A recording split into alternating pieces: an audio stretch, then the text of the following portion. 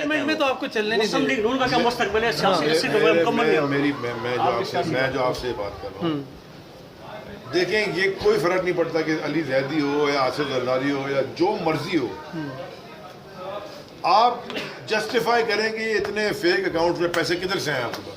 मेरे अगर हो गए मुझसे पूछें आप, और मैं नहीं जस्टिफाई कर सकूं, कानून मेरे लिए भी उतना ही बराबर है जितना उनके लिए।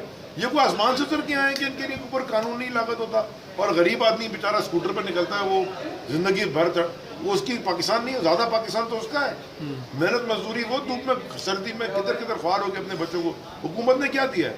क्या सिंध के अंदर अगर आप ईदी को निकाल दें एम्बुलेंस तो लाशें पड़ी होंगी, कोई एम्बुलेंस है? कोई सिस्टम एम्बुलेंस का दिया है? मतलब एम्बुलेंस भी ईदी दे रहा है, वो खुदा ना खासा कोई बीमार हो जाए, ये तो खून भी नहीं दे सकते आपको, वो भी हुसैनी ब्लड बैंक और फातमी ब्लड बैंक हो रही है, इन हॉस्पिटल इधर से जगहों से मिलता है। खुद किया, व्हाट हैव दे डन? आखिर ड्रिलिंग की क्या